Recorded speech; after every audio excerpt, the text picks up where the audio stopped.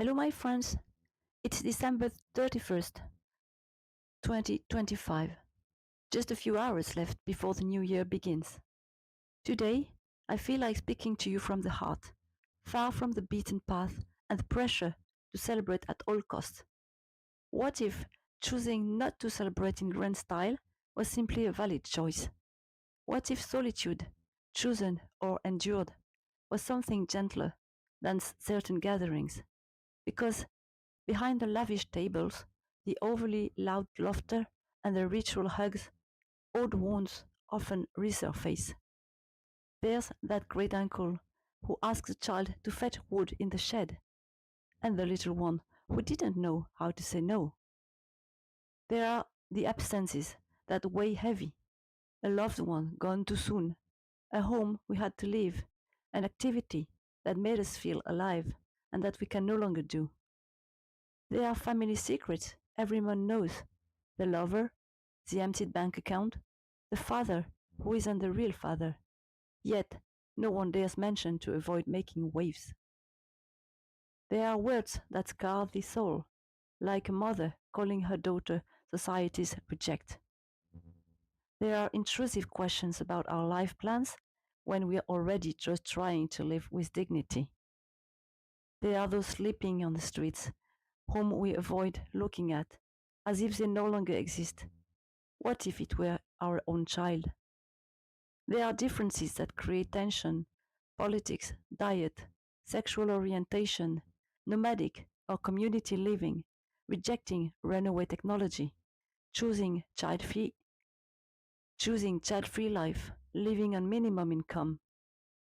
And there is illness, burnout, depression, conditions that make someone overly exuberant, scattered, or suddenly sleepy, which we judge without seeing the suffering behind it.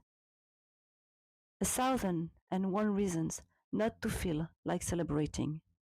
So, when everything seems to separate us, what can we do?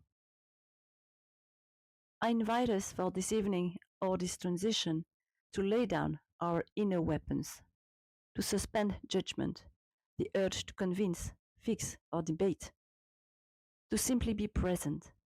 Because when we point out someone else for being different, we are really pointing out our own unhealed parts. Separation is just an illusion. Every conflict is an invitation to grow, to bring light to what still needs healing within us. Behind every behavior that bothers us lies a story, a pain, a search for meaning. Behind every heavy silence, there may be a soul waiting to be truly seen. What if just for tonight we choose compassion, a gentle look, a free smile, listening without agenda? We don't need to fix everything, just acknowledge that we are all souls on a journey, carrying both shadow and light. To those who are alone tonight, know that you are never truly alone. Your heart, your heart beats in rhythm with millions of others who, like you, are seeking a little peace in this restless world.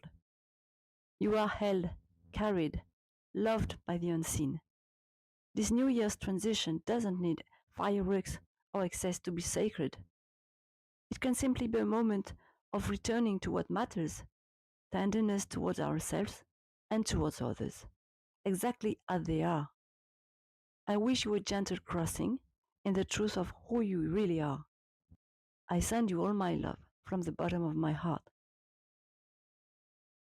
If you don't know what to do, you can always try a Katsugen and do. And here we go. Speak to you soon.